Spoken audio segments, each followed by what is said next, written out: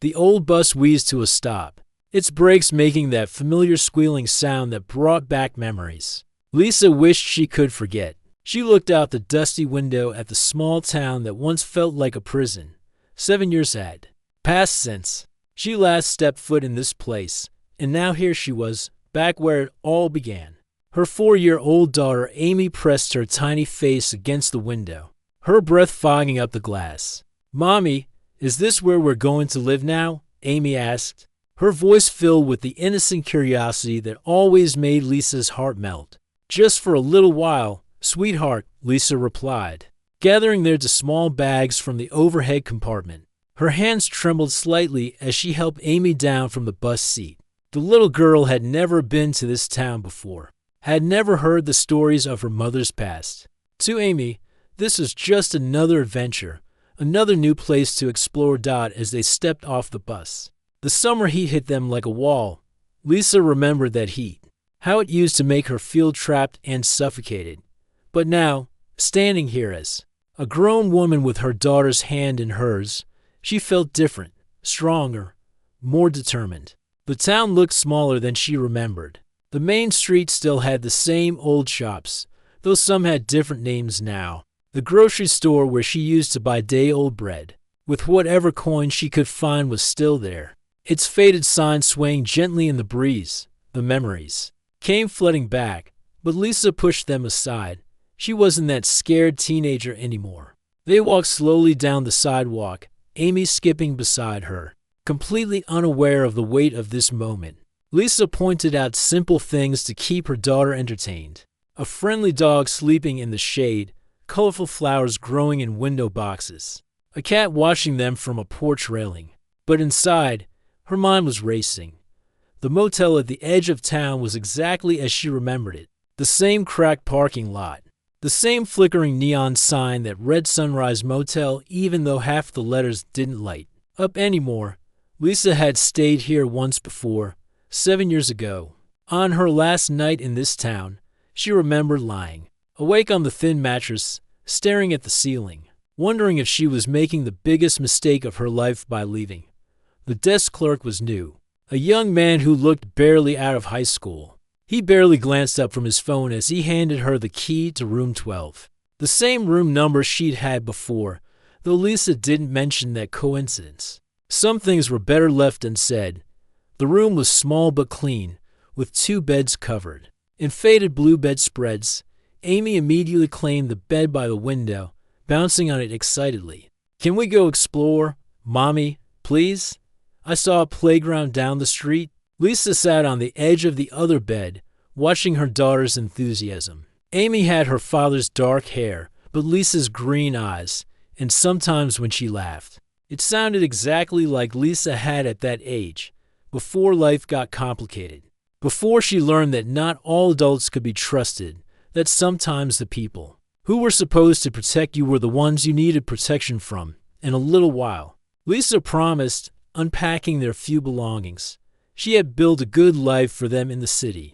Her graphic design business was thriving. They had a nice apartment, and Amy attended a wonderful preschool. But something had been missing, a piece of herself that she'd left behind in this small town 7 years ago. As evening approached, they ventured out for dinner. The diner on Main Street was still there, though it had been renovated. The booths were newer, the floor was different, but the smell of coffee and home-cooked food was exactly the same. Lisa ordered Amy a grilled cheese sandwich and chocolate milk, while she stuck to coffee, her stomach too nervous for food. Amy chattered happily about everything she saw, making up stories about the people around them. She had always been imaginative, always seeing the good in everyone and everything. Lisa wondered if that innocence would survive in this town, or if it would be tested the way hers had been. After dinner, they walked past the old community center. Lisa's breath caught in her throat when she saw it. The building had been completely transformed. What was once a rundown, barely functioning space was now bright and welcoming. Fresh paint covered the walls, new windows gleamed in the setting sun, and through the glass doors, she could see people inside, laughing and talking. A sign by the entrance read Hope Center, Youth Programs and Community Services. Lisa stood There, frozen, as memories washed over her. This was where it all happened. Where her life changed forever. Where someone saw something in her that she couldn't see in herself. Amy tugged on her hand. "Mommy, why are you crying?" Lisa quickly wiped her eyes, not realizing tears had started falling. "I'm not crying, baby. Just remembering something. Something sad." "No," Lisa said, surprising herself with the honesty of her answer. "Something beautiful." They walked back to the motel as the sun set, painting the sky in shades of orange and pink. Amy fell asleep quickly, exhausted from the day's travel and excitement. But Lisa lay awake, staring at the same ceiling she'd stared at 7 years ago. Though this time for completely different reasons, she thought about David, the man who had changed everything, the community center volunteer who had found her at her lowest point and shown her a different path. She wondered if he was still here, still helping kids who needed someone to believe in them. She wondered if he would remember her, if he would forgive her for leaving without a word. Most importantly, she wondered if she would have the courage to find him and tell him how his kindness had shaped not just her life, but the life of the little girl sleeping peacefully in the next bed. The daughter who existed because her mother had learned to believe in herself. All because someone else had believed in her first. Tomorrow, she would start looking for answers. Tonight, she would simply be grateful for second chances in the hope that some stories get the endings they deserve. The next morning, Lisa woke up with butterflies in her stomach. Amy was already awake, sitting by the window and watching the world outside. "Mommy, there's a man walking a really big dog out there. Can we get a dog? Maybe someday," Lisa said, though her mind was elsewhere. She had spent half the night thinking about how to begin her search. Where do you start looking for someone who changed your life 7 years ago? Someone you left without even saying goodbye. After breakfast at the diner, Lisa decided to start with the community center. She told Amy they were going to visit a special place, somewhere that meant a lot to her. Amy seemed excited about the adventure, skipping along beside her mother as they walked down the familiar street. The Hope Center looked even more impressive in the daylight. Children's artwork covered the windows, colorful paintings of families, houses, and dreams. Lisa remembered when those windows were boarded up, when the building looked like it might fall down at any moment. Now it was alive with possibility. Inside, the transformation was even more amazing. The main room that used to be cold and empty was now filled with computers, art supplies, and comfortable seating areas. Teenagers sat at tables working on homework, while younger children played in a corner filled with toys and books. The walls were covered with success stories, photos of smiling faces, and certificates of achievement. A young woman at the front desk smiled warmly at them. "Can I help you with something?" Lisa's heart raced. "I'm looking for someone who used to volunteer here. David Chen. He might be running programs now." The woman's face lit up. "Oh, Mr. Chen. Yes, he's our director. He's in a meeting right now, but he should be free in about an hour. Would you like to wait?" Lisa nodded, trying to keep her voice steady. "That would be wonderful. Is it okay if we look around?" "Of course. We're always happy to show off what we do here." As they walked through the center, Lisa felt like she was traveling back in time. 7 years ago, she was 17 and had nowhere to go. Her home life was terrible, full of anger and fear. She had been living on the streets for weeks, sleeping wherever she could find shelter, eating whatever she could find or afford. She remembered that cold winter night when everything changed. She had been hiding behind this very building, trying to stay warm in an old cardboard box. She was hungry, scared, and had given up hope that things would ever get better. That's when David found her. He was only 25 then, fresh out of college and volunteering at the center while he figured out his own life. Instead of calling the police or telling her to leave, he had done something that shocked her. He offered her hot soup and a warm place to sleep. "You don't have to be afraid," he had said gently. "Everyone deserves a chance to start over." Lisa watched Amy play with some of the other children, her daughter's laughter mixing with theirs. She thought about how different her life might have been if David hadn't shown her kindness that night. if he hadn't seen potential in a scared, angry teenager who had lost faith in adults. An older woman approached them. "Are you new to town?" "I'm Mrs. Peterson. I volunteer here in the afternoons. Actually, I used to live here," Lisa said carefully. "A long time ago." "Oh, how wonderful. What brings you back?" "I'm looking for David Chen. He helped me when I was younger." Mrs. Peterson's eyes grew warm. "David is such a special person. He's helped so many kids over the years. You know, he started a scholarship program for students who want to go to college but don't have the money. He's always talking about this one girl who inspired the whole program." Lisa's heart stopped. "What girl?" "A teenager he helped about. 7 years ago, she disappeared one day, and he never found out what happened to her. He always wondered if she was okay, if she made it to college like she dreamed. He named the whole scholarship program after her." Tears filled Lisa's eyes. She had no idea that David had been thinking about her all these years, wondering if she was safe. She had been so focused on her own fears that she never considered how her sudden departure might have affected him. "The scholarship has helped 12 students go to college so far," Mrs. Peterson continued. "David always says that. Sometimes the people who change our lives don't even know how much they've helped." U.S. Lisa had to excuse herself to the bathroom, where she cried quietly. She thought about all the years she had spent building her life, becoming successful, raising Amy. All of it had been possible because David had believed in her when she couldn't believe in herself. When she returned, Amy was showing her drawings to some of the other children. "Mommy, look, I made a picture of our old apartment, and this one is our new room at the motel. They're beautiful." "Sweetheart," Lisa said, though her mind was racing. "How do you thank someone for saving your life? How do you explain why you left without him?" Word the door opened across the room, and Lisa heard a familiar voice talking to someone about funding for the art program. Her heart started pounding. That voice had talked her through her darkest moments, had encouraged her to dream bigger than she thought possible.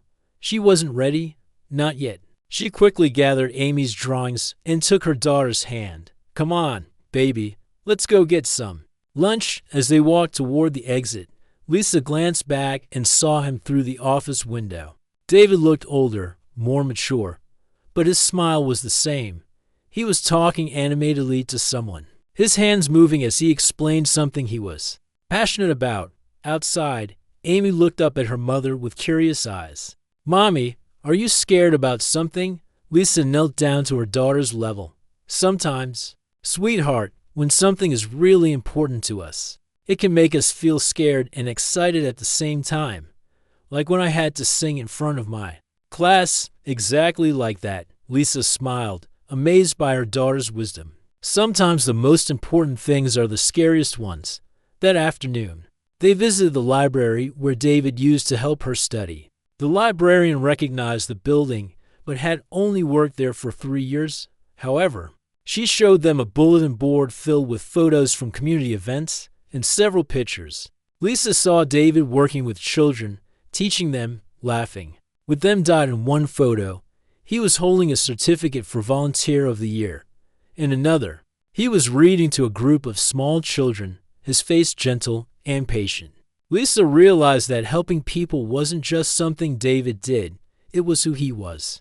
As they walked back to the motel, Amy asked, "Mommy, when are we going to meet the special person you came to find?" Lisa looked down at her daughter. This beautiful little girl who existed because someone had shown her mother that life could be different. "Soon, baby, very soon." That night, Lisa lay awake again. But this time she was planning what she would say. How do you tell someone that they saved your life? How do you explain 7 years of silence? And most importantly, how do you introduce them to the little girl who carries part of their legacy in her smile? The third day in town brought unexpected news that changed everything. Lisa had planned to finally approach David that morning, but as she and Amy walked past the bakery on Main Street, she overheard two women talking. "Such a shame about David," one woman said. "He's been through so much since the accident." Lisa stopped walking, her heart suddenly racing. "Excuse me," she said to the women. "I couldn't help but overhear."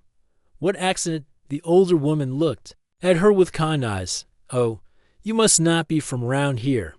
David Chen, who runs the Hope Center, was in a terrible car accident about 3 years ago. He's been in a wheelchair ever since. But you know what? That man hasn't let it slow him down one bit. If anything, he's helped even more people." Lisa felt the world spinning around her. The strong, active man who had saved her life was now facing his own challenges. She thanked the women and walked quickly back to the motel, Amy struggling to keep up. "Mommy, why are you walking so fast?" Amy asked, slightly out of breath. "I just need to think about something, sweetheart," Lisa replied, her mind racing with questions and concerns. Back in their room, Lisa sat on the bed while Amy played with her coloring books. She thought about David, about the vibrant 25-year-old who used to take her hiking on weekends, who taught her to play basketball behind the community center, who showed her that physical activity could be fun instead of just another way to get hurt. That afternoon, Lisa decided to volunteer at the Hope Center. She didn't give her real name, just said she was visiting town and wanted to help. The staff was happy to have an extra pair of hands, and they put her to work in the art room with the younger children. Amy fit right in with the other kids, her natural friendliness making her instant friends. Lisa watched her daughter laugh and play, remembering how she had been afraid to trust other children at that age. Amy had grown up differently, surrounded by love and security. As Lisa helped a little boy with his painting, she heard a familiar voice in the hallway. Her hand started shaking as she recognized David's laugh. It was the same warm, genuine sound that had made her feel safe all those years ago.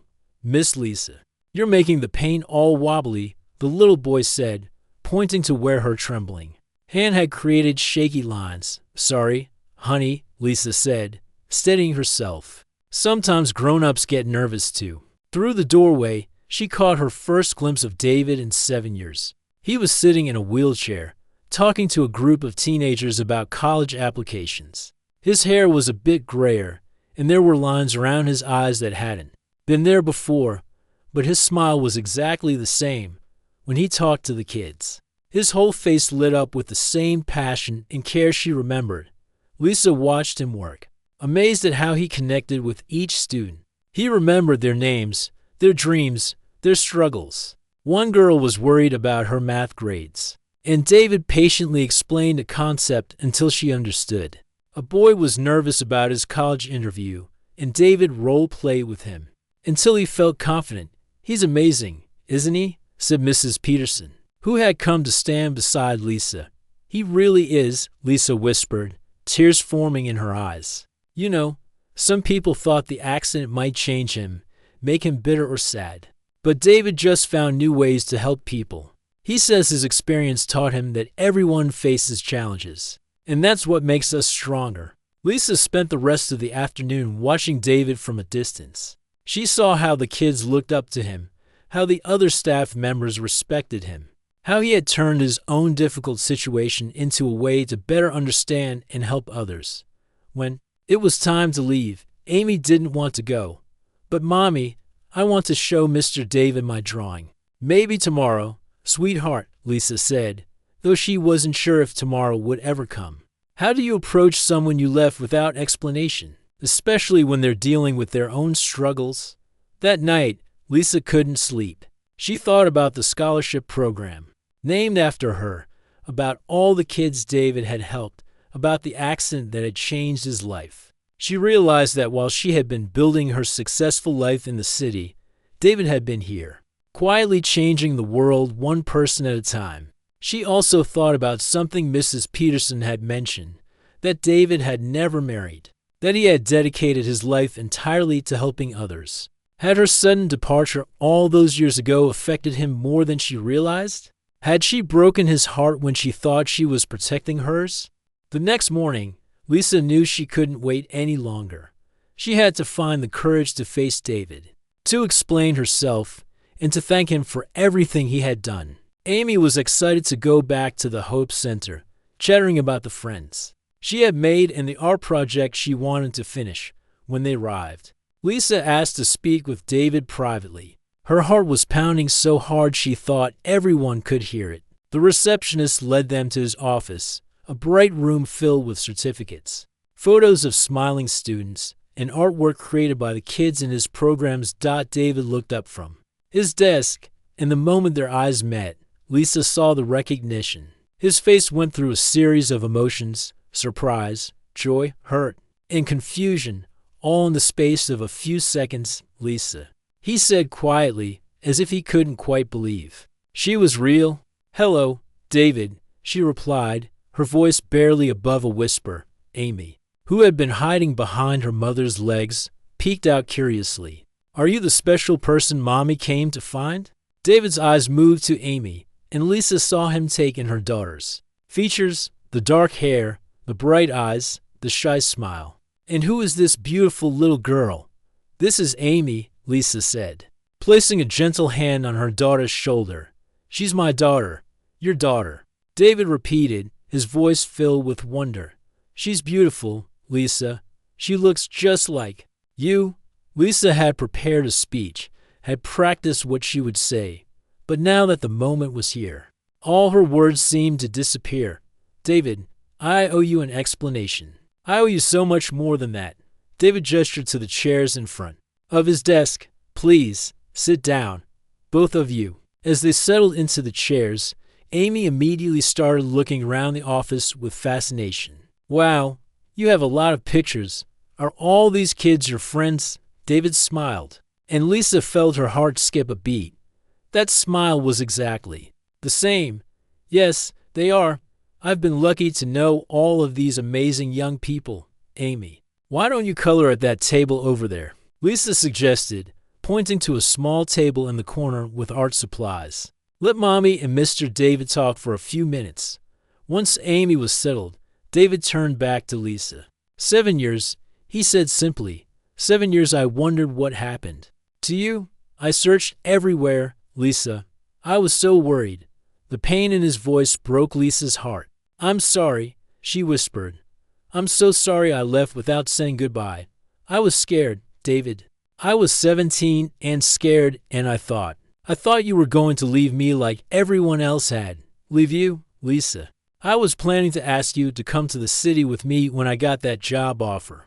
I wanted to help you get settled in college, to make sure you had everything you needed. I would never have just left you." Lisa felt tears streaming down her face. "I know that now. I've known it for years.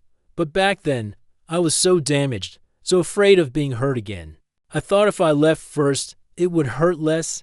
"Did it?" David asked gently. "Did it hurt less?" Lisa shook her head. "No, it hurt every day. But I built a life, David. I went to college. I started my own business. I raised Amy. Everything I accomplished was because of what you taught me, because you believed in me when I couldn't believe in myself." David was quiet for a moment, processing everything she had said. "Tell me about her," he said finally, nodding toward Amy. "Tell me about your daughter." Lisa's face lit up as she talked about Amy, how smart she was, how kind, how she had never known the fear and instability that Lisa had grown up with. "She's the best thing I've ever done," Lisa said, "and she exists because you saved me." "What about her father?" David asked carefully. "He left when I told him I was pregnant," Lisa said simply. "It was better that way." Amy deserves better than someone who runs away when things get difficult. The irony of her words wasn't lost on either of them. Lisa had run away too, but she had learned from that mistake. "I named her after you," Lisa said quietly. "Amy. It's your middle name." David's eyes filled with tears. "You remembered." "I remembered everything, David, every conversation, every lesson, every moment of kindness. You saved my life, and I never got to thank you properly." Amy looked up from her coloring. "Mommy, why are you and Mr. David crying?" Lisa wiped her eyes and smiled. "Sometimes grown-ups cry when they're happy. Sweetheart, are you happy?" "Mommy, yes." "Baby, I'm very happy." David wheeled his chair closer to Amy's table. "What are you drawing, Amy?" "It's a picture of our family," Amy said proudly. "That's me, and that's Mommy, and that's you." "Mommy said you're very special to her." David looked at the drawing. three stick figures holding hands, all of them smiling. It's beautiful, Amy. Can I keep it? Yes, and I can make you more pictures. Mommy, can we stay here? I like Mr. David. Lisa and David looked at each other, both thinking the same thing. This little girl had no idea that she had just asked the question that would change all their lives. 3 months later, Lisa stood in the main room of the Hope Center, watching Amy play with the other children. It was hard to believe how much their lives had changed since that first day. She stepped off the bus. Lisa had made the decision to stay in town, and it had been the right choice. She had opened a small graphic design studio on Main Street, and between her city clients and new local business, she was busier than ever. But the best part was working part-time at the Hope Center, using her skills to help kids discover their own talents. David had been cautious at first, and Lisa understood why. 7 years of wondering and worrying don't disappear overnight. But slowly, carefully, they had rebuilt their relationship. It wasn't the same as it had been. They were both different people now, shaped by their experiences and their separate journeys. Amy had been the bridge between them. She adored David, and he clearly loved her too. He had become the father figure she had never had, and she had brought a joy to his life that he hadn't realized he was missing. Mommy, look, Amy called out, running over with a certificate in her hand. I won first place in the art contest. Lisa knelt down to hug her daughter. That's wonderful. Sweetheart, what did you draw? I drew our family, Amy said proudly. Me and you and David. Mrs. Peterson said it was the most beautiful family picture she'd ever seen. Lisa looked across the room at David, who was smiling at them both.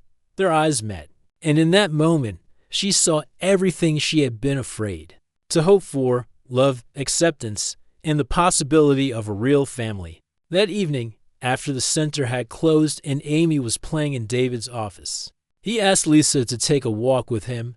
They went to the small park behind the building, the same place where he used to take her when she was 17 and needed someone to listen.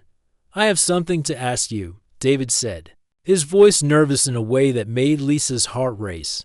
What is it? David reached into his jacket pocket and pulled out a small box. But instead of opening it, he handed her a key. This is the key to the Hope Center, he said.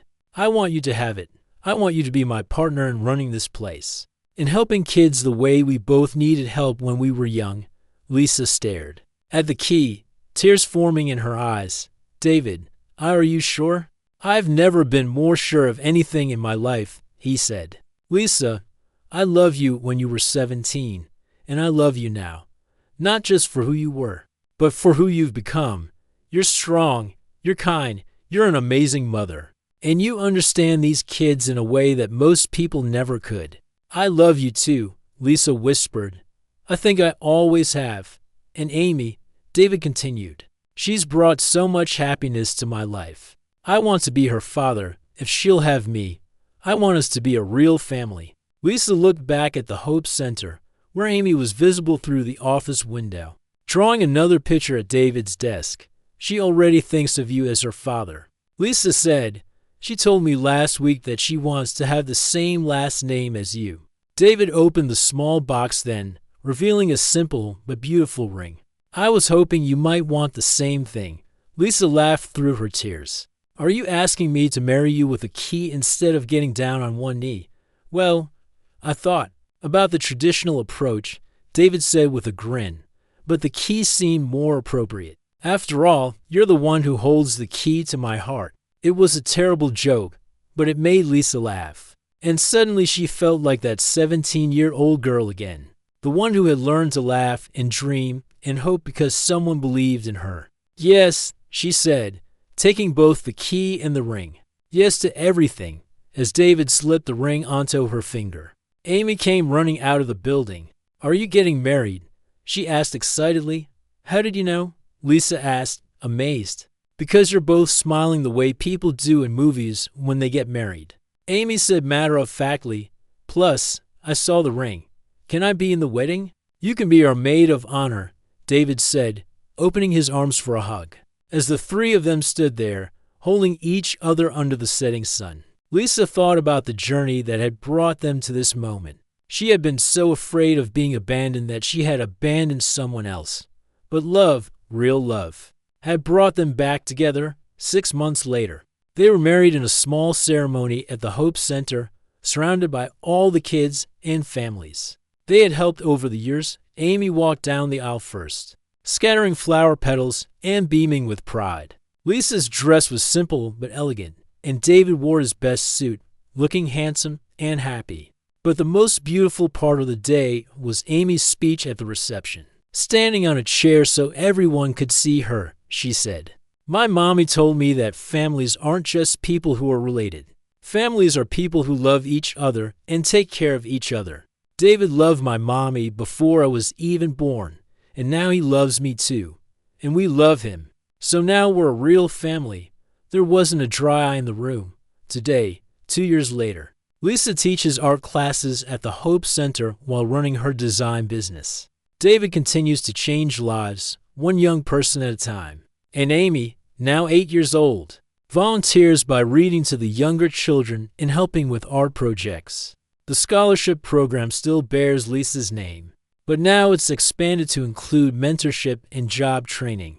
They've helped over 30 young people go to college, and many of them come back to volunteer, creating a cycle of giving back that keeps growing. Sometimes Lisa thinks about what would have happened if she had never found the courage to return to this small town.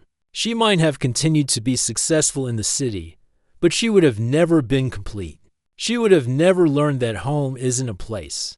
It's the people who love you unconditionally, who believe in you when you can't believe in yourself, and who never give up on you, even when you give up on yourself. The girl who once had nothing now has everything that matters: love, family, purpose, and the knowledge that second chances are real, but only if you're brave enough to take them.